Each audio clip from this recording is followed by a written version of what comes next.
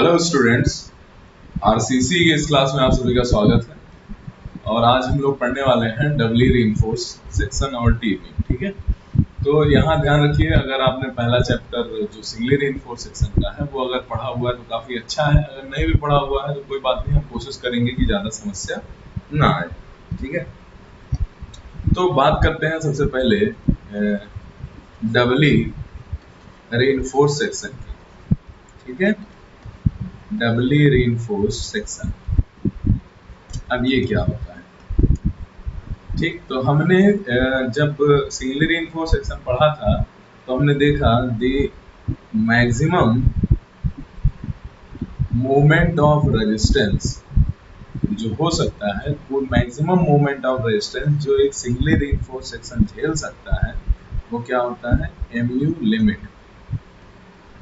किसके बराबर होता है? MU limit. हमने कहा लिमिट स्टेट का मतलब क्या हुआ कि भाई हर चीज के ऊपर लिमिट लगाना, तो कोलैप्स के ऊपर भी लिमिट लगाया उसने, तो क्या हुआ कि एमयू लिमिट से ज्यादा मोमेंट ऑफ रेजिस्टेंस एक सिंगली रीइंफोर्स सेक्शन नहीं झेल सकता है।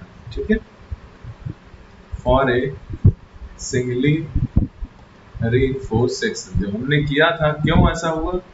क्योंकि जब भी इससे ज्यादा अगर हम चाहते हैं कि एमओआर हमारा एमयू लिमिट से ज्यादा हो, अगर तो इसके लिए हमें क्या करना पड़ता है? एक्सयू की वैल्यू एक्सयू लिमिट से ज्यादा रखनी पड़ जाती है।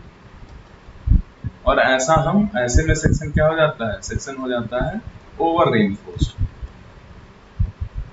सेक्शन क्या बन जाता है? Over reinforced. ठीक है, एंड ओवर रीइंफोर्स्ड सेक्शन हम यूज नहीं करते। Over reinforced section is not used in A lesson. ठीक है, अब आप क्या है, ओवर रीइंफोर्स्ड सेक्शन आप इसमें यूज कर नहीं सकते हैं। अब आपका समस्या ये आ गई कि इफ एनी मोमेंट, जो मोमेंट आ रहा है वो क्या हो गया है, अगर वो बड़ा हो जाए किससे? एमयू लिमिट से, देन व्हाट? तब आप क्या करेंगे? ठीक है, क्योंकि ऐसी सिचुएशन में अगर आप देखें कि अगर आप क्या करेंगे, ये आपका क्या है? एक्सयू लिमिट है। अब यहाँ पे अगर हम रीइंफोर्समेंट को इंक्रीज करते हैं तो क्या हो जाएगा? जो हमारा न्यूट्रल एक्सिस है वो क्या आ जाएगी? न्यूट्रल एक्सिस नीचे आ जाएगी और सेक्शन कैसा हो जाएगा? सेक्शन हो जाएगा हमारा ओवर रीइंफोर्स। ठीक है, सेक्शन क्या हो जाएगा? ओवर रीइंफोर्स, क्योंकि यहाँ वेट ज्यादा तो सीधे नीचे खिसक जाएगी। तो ऐसे इस समस्या को सॉल्व करने के लिए हम क्या करें कि अगर ऊपर भी एएसटी प्रोवाइड कर दें, ऊपर भी एरिया ऑफ स्टील, मतलब स्टील सी फॉर कंप्रेशन, ऊपर भी स्टील प्रोवाइड कर दें तो वेट फिर बाहर हो जाएगा और न्यूट्रल एक्सिस कहाँ पहुंच जाएगी? ऊपर। न्यूट्रल एक्सिस कहाँ पहुंच जाएगी? ऊपर। तो इसी कॉन्सेप्ट का यूज किया जाता है इसके लिए, डबली रीइंफोर्स सेक्शन के लिए। ठीक है, तो हम क्या करेंगे? To make this section under reinforced, क्या होता है? Area of steel is provided in compression side along with steel in tension side. ठीक है, this section is called doubly reinforced section. Doubly reinforced section. तो इसमें क्या हो गया हमारा? हमने ये जो मोमेंट ज्यादा वाला रहा था वो भी बियर करा लिया और हमारा सेक्शन ओवर रीइंफोर्स्ड सेक्शन भी नहीं बना। ठीक है, देखें इसमें क्या चीज कैसे होगा। अगर हम कहें कि हमारे पास क्या है,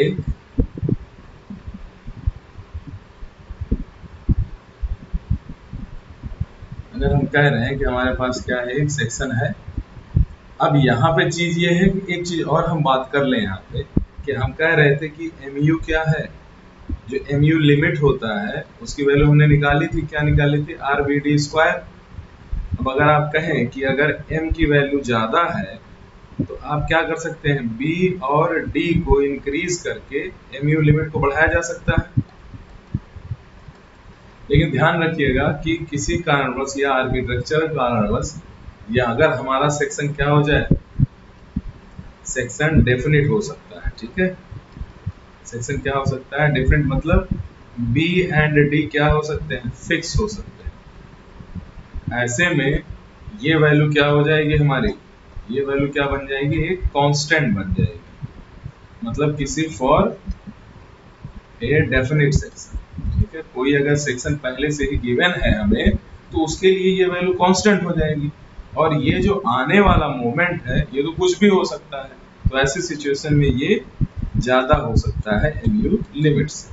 ठीक है, ये सारी बातें समझिएगा यहाँ। तो अगर हम कहें यहाँ पे, यहाँ हमने ST प्रोवाइड कर दिया, तो हमने कहा कि इसके साथ साथ हम लोग क्या करते हैं, कंप्रेशन साइड में भी स्टील प्रोवाइड कर देते हैं, जिसे क्या कहते हैं, ASC। अब यहाँ अगर हम बनाएं इसका स्ट्रेन डायग्राम तो क्या बन जाएगा, कुछ इस तरह। और यहाँ हमें पता है कितनी स्ट्रेन आती है, 0.002 प्लस 0.87 FY EST, और यहाँ पे आती है 0.0035। अब यहाँ इसे हम क्या कहते हैं, इफेक्टिव डेप्थ स्मॉल d। यहाँ देखिएगा ये जो डेप्थ है इसे हम कह रहे हैं DC, cover in compression, cover in compression. ठीक है, अब यहाँ कुछ समस्याएं आएंगी जिसके बारे में हम बात करने वाले हैं, पहले समझ लेते हैं कि क्या है। अब देखिए अगर हम इसका डायग्राम बनाते हैं तो क्या बनता है, वो कुछ इस तरह बन के आता है। यहाँ जो स्ट्रेस आती है कंक्रीट में उसे हम क्या कहते हैं, 0.45 FCK, और यहाँ जो आती है उसे हम क्या कहते हैं, 0.87 FY। ऐसा क्यों है, क्योंकि स्टील में स्ट्रेन इस टाइम कितनी आ रही है, 0.002 0.87 FY upon AST प्लस। ठीक है, तो इतनी स्ट्रेन आने पे स्टील क्या हो जाती है, फुल्ली स्ट्रेस्ड हो जाती है, यील्ड हो जाती है, हमने पढ़ लिया था। अब यहाँ देखें हम, ये जो वैल्यू है ये क्या है, यहाँ पे स्ट्रेन की वैल्यू क्या है, पॉइंट, ये जो स्ट्रेन की अमाउंट है यहाँ पे ये कितना है, 0.002। तो अब यहाँ पे एक जो प्रॉब्लम आ रही है वो केवल ये है कि ये जो स्टील है हमारी, ये स्टील में अगर हम देखें तो जो स्ट्रेन आ रही है वो कुछ इतनी आ रही है यहाँ पे इस डायग्राम के हिसाब से। अब ये जो स्ट्रेन है ये कोई जरूरी नहीं है कि ये स्ट्रेन इतनी हो, स्ट्रेन इतनी हो कि जो यहाँ की स्टील है ये फुल्ली स्ट्रेस्ड हो जाए, मतलब आप यहाँ पे 0.87 FY ले सकें। तो यहाँ जो समस्या आती है वो केवल ये आती है, ये देखना कि यहाँ पे कितनी स्ट्रेन आ रही है, जिसे हम कह दे रहे हैं एप्सिलॉन SC। और जो stress in steel in compression है उसे हम यहाँ क्या नाम दे रहे हैं, उसे हम कह दे रहे हैं एप्सिलॉन SC। ठीक है, तो उसे हम क्या नाम दे दिए, एप्सिलॉन SC। अब चीज ये बन रही है, अच्छा एक तो चीज ये हो गई, दूसरी बात ये है कि यहाँ पे जितना आप ASC यूज करेंगे उतना ही वहां से जो कंक्रीट है, concrete equal to area of steel, area of steel ASC, वहां से क्या हो जाएगा, बाहर निकल जाएगा, एलिमिनेट हो जाएगा, कम आउट हो जाएगा, वहां से वो क्या हो जाएगा, बाहर निकल। क्यों, क्योंकि जहां आप स्टील घुसाएंगे वहां से तो कंक्रीट उतनी एरिया की कंक्रीट नहीं रह जाएगी, इसका मतलब उतनी स्ट्रेंथ क्या हो जाएगी, रिड्यूस हो जाएगी। Strength of that concrete will also reduce. ये हम बात कर रहे हैं क्या क्या प्रॉब्लम्स आ सकती है। ठीक है, वो कम हो जाएगी तो स्ट्रेंथ कम करने के लिए हमें क्या देखना होगा, उसका स्ट्रेस देखना होगा। क्या चेक करना होगा, हमें स्ट्रेस चेक करना होगा। तो यहाँ से देखें, अगर स्टील इन दोनों के बीच में अगर लगी हुई है तो यहाँ पे स्ट्रेस कितनी आ रही है? स्ट्रेस जो आएगी कंक्रीट में वो कितनी आएगी? 0.45 FCK। ऐसा कब होगा? जब स्ट्रेन क्या रहे? ग्रेटर आए 0.002 से। क्यों? क्योंकि इससे कम स्ट्रेन होगी तो हम यहाँ पहुंच जाएंगे, इससे कम अगर स्ट्रेन हुई तो हम कहाँ पहुंच जाएंगे? यहाँ पे। और इस वाले में स्ट्रेस क्या है? कंक्रीट की भी स्ट्रेस क्या हो जाएगी? कम हो जाएगी 0.45 FCK से। ठीक है, तो इस चीज के लिए जो सबसे पहला काम करना होगा हमें, वो जो DC/D है इसका जो रेशियो हमें फिक्स करना होगा, जो कि 0.05 से 0.2 के बीच में ही हमें रखना होगा। ठीक है, 0.05 से 0.2 के बीच में ही हमें रखना होगा। ऐसा क्यों है वो भी देख लेते हैं। अगर हम ये डायग्राम बनाएं, अगर हम ये डायग्राम बनाते हैं तो हम क्या देखते हैं? स्ट्रेस का डायग्राम बना लीजिए। तो आप यहाँ ये देखते हैं कि 0.45 FCK जो वैल्यू है वो कहाँ तक वैलिड होती है? 3/7 XU तक, और ये 4/7 XU होता है। कहाँ तक वैलिड होती है? 3/7 XU तक। ठीक है, अब अगर हम यहाँ बैलेंस सेक्शन की बात कर लें, सिंप्लीफाई एनालिसिस करने के लिए हमेशा बैलेंस सेक्शन लेते हैं, तो 3/7 XU लिमिट लेना होगा। तो ये जो डेप्थ होगी ये क्या हो जाएगी हमारी बैलेंस सेक्शन के लिए? 3/7 XU लिमिट। अब अगर ये 3/7 XU लिमिट है तो यहाँ चेक कर लें। अगर हम कहते हैं किसकी बात? Fe250 की बात करें, 3/7 XU लिमिट क्या हो जाएगा? 0.53D। और इसको अगर हम कैलकुलेट करते हैं तो इसकी वैल्यू आ जाती है 0.227D, जो कि क्या है? 0.2D से ज़्यादा है। DC/D की बात हम कर रहे हैं। अगर ये 0.2 इसको हम माने तो DC की मैक्सिमम वैल्यू क्या लें? अगर 0.2D, मतलब ये है कि जो हम कंक्रीट लगा रहे हैं, यहाँ स्टील लगा रहे हैं, तो स्टील कहाँ होना चाहिए? इस DC डेप्थ पे। तो DC की मैक्सिमम वैल्यू हम कितनी ले रहे हैं? 0.2D। तो ऐसे अगर हम लें तो वो डायग्राम इसी के अंदर में आ जाएगा। मतलब कंक्रीट के अंदर कितनी स्ट्रेस आ जाएगी? 0.45। अगर हम Fe415 की भी बात करें तो क्या हो जाएगा वो? 3/7, ये क्या हो जाता है? 0.48D। और ऐसी सिचुएशन में जब वैल्यू निकालते हैं इसकी, क्या जाता है? 0.205D, जो कि ये भी क्या है? 0.2D से ज़्यादा है। मतलब अभी भी कंक्रीट में स्ट्रेस कितनी आएगी? 0.45। और Fe500 की बात करें, 3/7 इंटू 0.46D अगर हम लेते हैं, ये वैल्यू क्या जाती है? 0.197D। ये भी नियरली इक्वल क्या है? 0.2D है। तो कहने का मतलब ये है कि जो स्ट्रेस इन कंक्रीट आ रहा है, stress in concrete at the level of steel जो है हमारी, is 0.45 FCK if DC/D is in range 0.05 to 0.2। ठीक है, अगर इस रेंज में रखे तो एक प्रॉब्लम जो हमने थी वो ये सॉल्व कर ली कि यहाँ पे जो कंक्रीट हटी है उसके कारण जो स्ट्रेंथ में कमी आई होगी, उसमें जो कमी निकालने के लिए हम जो स्ट्रेस लेंगे उस कंक्रीट में वो 0.45 FCK ही लेंगे। ठीक है, एक तो चीज हमने दूर कर दिया। अब दूसरी बात हम क्या कह रहे हैं कि जो स्ट्रेस इन स्टील है वो कितनी होगी? FSC होगी। अब ये FSC किस पे डिपेंड करेगा? जितना कि यहाँ पे क्या है? जितना कि यहाँ पे स्ट्रेन है, तो जितनी स्ट्रेन होगी उसके हिसाब से हम ये वैल्यू कैलकुलेट करेंगे। अब अगर देखें इसी डायग्राम को अगर बनाएं फिर से, तो यहाँ स्ट्रेन हम ऐसे करके दिखाते हैं। ये समझना इंपॉर्टेंट है, यही एक बार समझ लीजिए, उसके बाद कोई दिक्कत नहीं। क्या हो जाएगा 0.0035,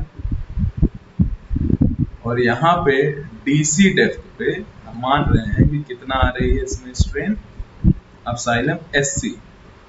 तो हमें पता है कि अगर हम ये एप्सिलॉन एससी निकाल ले जाएं, एप्सिलॉन एससी अगर पता चल जाएगा तो क्या है, strain at the level of steel in compression. तो अगर हमें क्या पता चल जाए, स्ट्रेन पता चल जाए, तो क्या हो जाएगा, उसके करस्पॉन्डिंग स्ट्रेस भी हमें पता चल जाएगी, किससे, एसएस कर्व से या फिर उसकी टेबल से। ठीक है, तो ये कैसे निकालेंगे, तो सिमिलर ट्रायंगल यूज कर लें। तो क्या हो जाएगा उससे 0.0035 upon XU is equal to क्या हो जाएगा, epsilon SC upon XU minus DC। तो यहाँ से अगर हम एप्सिलॉन SC कैलकुलेट करें तो क्या आ जाएगा, वो XU minus DC upon XU into 0.0035। ये चीज आप ध्यान में रखिएगा। ठीक है, अब यहाँ भी एक प्रॉब्लम की बात करें, DC तो हमें गिवन होगा, लेकिन ये जो XU है वो क्या होता है, अननोन होता है। भाई XU अननोन होता है, उसको कैसे निकालते थे, C इक्वल टू T करके। ठीक है, तो चलिए देखते हैं, अगर इतनी बात समझ में आ गई है तो अभी हम अब समझेंगे किस तरीके से इसको हम कैलकुलेट करेंगे। ठीक, तो अगर हम बात करें एनालिसिस की, तो क्या होगा इसमें, अब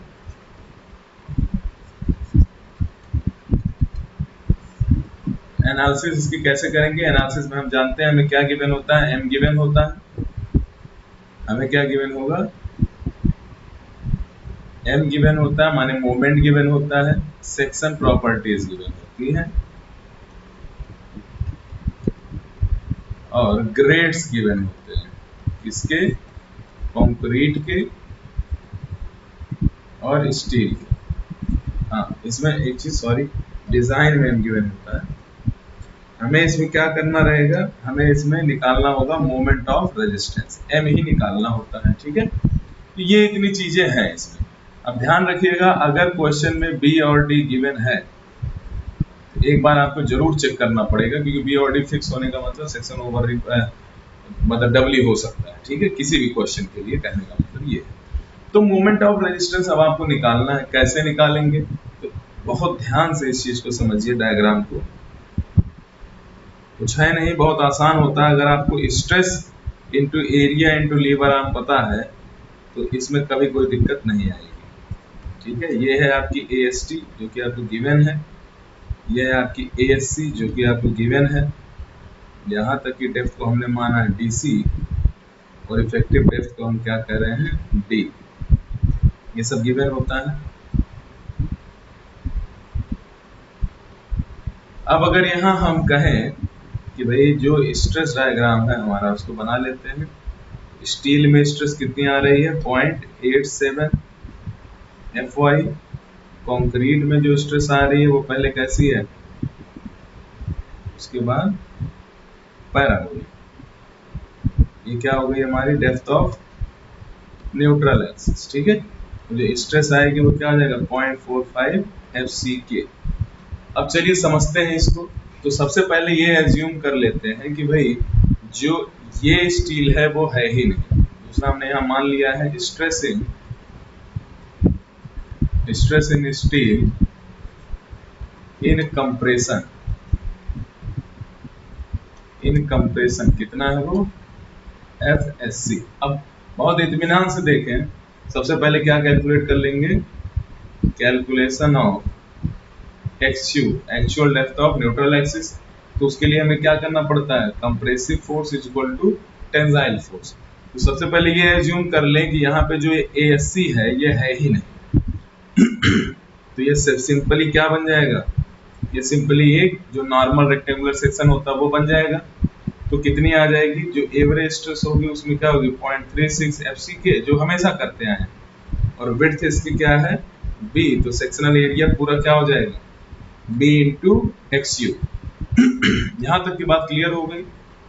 अब ध्यान रखिए प्लस क्या हो जाएगा, और कंप्रेसिव लोड किसके कारण आ रहा है, जो इसके अंदर क्या डाली गई है स्टील, तो स्टील का फोर्स क्या हो जाएगा, स्टील में स्ट्रेस इंटू स्टील का एरिया, तो स्टील में स्ट्रेस कितनी आ रही है FSC और स्टील का एरिया क्या है ASC, खत्म।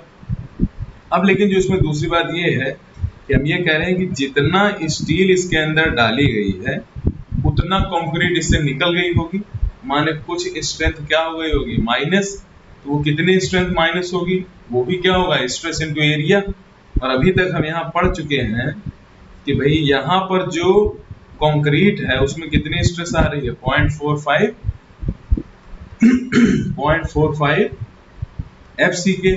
अब बताइए जितना स्टील लगा होगा उतना ही कंक्रीट निकला होगा, तो इसका मतलब जो कंक्रीट का भी यहाँ पे एरिया होगा वो भी क्या होगा ASC।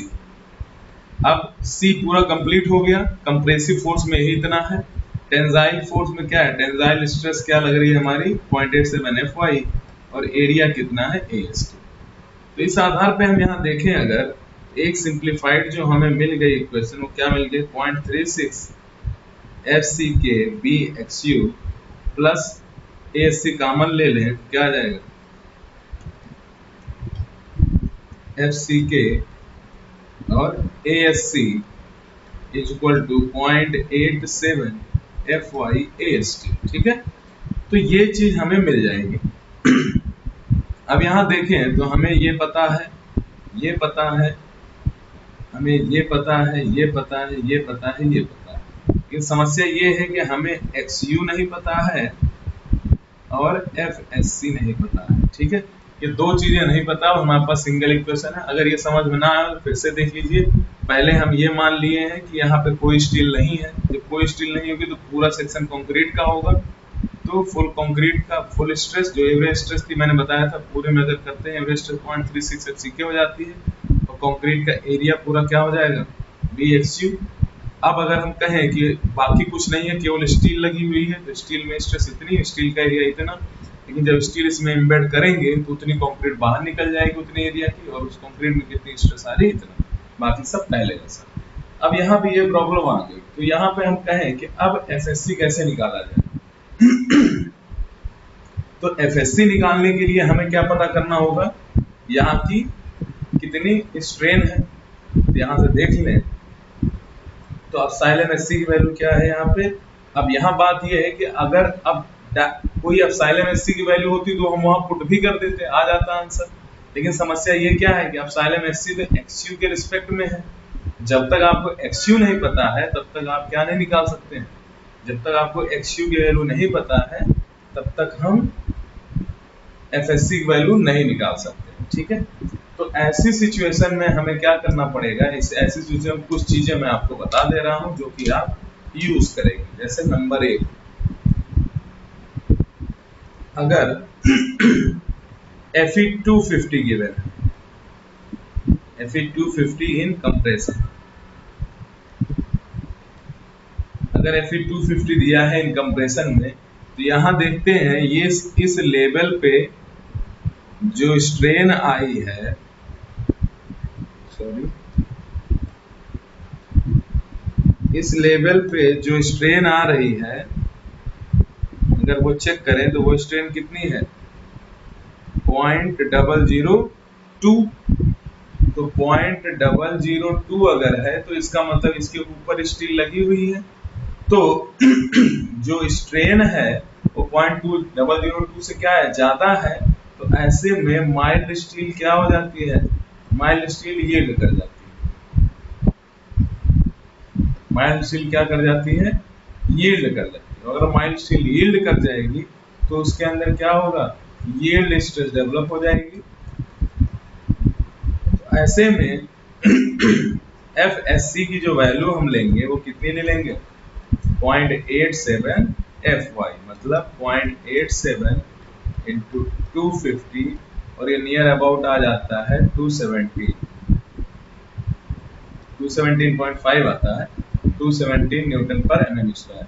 या इतनी झंझट में अगर नहीं पढ़ना है तो आप याद रख लो केवल कि Fe250 की वैल्यू कितना लेना है आपको, 0.87 Fy माने 217, 0.87 Fy तो याद ही है, Fy की वैल्यू आप पुट कर दीजिए 217 आ जाएगा। ठीक है, ये तो कंफर्म हो गया। अब अगर हम बात करें कि क्या आ जाए, Fe415 आ जाता है मान लीजिए। ठीक है, तो Fe415 के लिए जो मैं आपको यहाँ से बताऊंगा होता क्या है कि लगभग जो वैल्यू आती है वहां पे वो क्या आ जाती है, 353 न्यूटन पर एनएम स्क्वायर।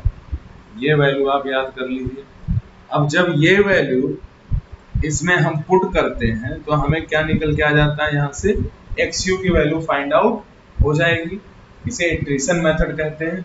जैसे ही XU की वैल्यू फाइंड आउट हो जाती है, आप यहाँ पे XU की वैल्यू पुट कर सकते हैं। तो DC पता है, XU पता है, तो एप्सिलॉन SC पता चल जाएगा। फिर हमारे पास एक चार्ट होगा जिसमें FSC की वैल्यू और एप्सिलॉन SU की वैल्यू गिवन होगी। तो उस चार्ट से क्या करेंगे, जो एप्सिलॉन SC की वैल्यू है उसके करस्पॉन्डिंग FSC की वैल्यू कैलकुलेट कर लेंगे। अगर वो जो हमने एज्यूम किया था उसके आसपास ही आ जाती है फिर तो ओके है। अगर मान लीजिए उसके आसपास नहीं आती है तो जो भी वैल्यू आई है वो वैल्यू आप फिर से इसमें पुट कर दीजिए। वो वैल्यू पुट करके फिर अननोन बचेगा XU, फिर से XU निकाल लीजिए और फिर से इसमें पुट करके देखिए। तो फिर जो स्ट्रेन आएगी उसके करस्पॉन्डिंग स्ट्रेस लेंगे तो नियर अबाउट में आंसर आपका आ जाएगा। ठीक है, वैसे आप इस पे लेंगे, इसी पे आंसर सेटिस्फाई कर जाएगा। ठीक, क्योंकि बहुत ज्यादा रेंज नहीं होती है उसके बीच की, लगभग 0.1 से 0.2 के बीच में आ जाता है। ठीक है, तो इस तरीके से हम यहाँ पे क्या निकाल लेते हैं, इस तरीके से हम यहाँ पे FSC कैलकुलेट कर लेते हैं। ठीक, तो यही तरीका है। अब बात करें, अगर FSC कैलकुलेट हो गया तो अब क्या बात करते हैं हम, XU लिमिट भी निकाल लीजिए। XU लिमिट क्या होता है हमारा, सिंपल है, KD K की वैल्यू क्या होती है, 0.53, 0.48 और 0.46। इसके लिए Fe250 और Fe415 और Fe500। ठीक है, तो वो इससे अंडर रेनफोर्स चेक हो जाएगा वो। अब उसके बाद हम क्या निकालेंगे, मोमेंट ऑफ रेजिस्टेंस। तो यहां से देख लीजिए मोमेंट ऑफ रेजिस्टेंस क्या होगा। तो एक तो सबसे पहले हम ऐसा मान लें, फिर से डायग्राम नहीं बनाता हूं, यही देख लीजिए कि हम ऐसा मान लेते हैं कि यहाँ पे क्या लग रहा होगा, यहाँ पे FSC काम कर रहा है। ये डिस्टेंस कितनी है, DC, तो FSC की लीवर आर्म क्या हो जाएगी, D माइनस DC। दो फोर्सेस के बीच होती है लीवर आर्म। तो इसमें क्या है, अगर हम पुराने से एक बार ऐसे मान लेते हैं कि पूरा का पूरा क्या है, वो सेक्शन में स्टील नहीं लगी हुई है, तब मोमेंट ऑफ रेजिस्टेंस क्या होगा, 0.36 FCK हो गया average stress into area of section. ठीक है, अब हम मान लेते हैं कि यहाँ पे स्टील लगी हुई है, तो स्टील में स्ट्रेस जो आ रही है वो क्या है, FSC। स्टील का एरिया क्या है, ASC। ये तो हो गया फोर्स, कितने डिस्टेंस पे लग रहा है, ये DC पे। तो लीवर आर्म इससे कितनी बन जाएगी, D माइनस DC।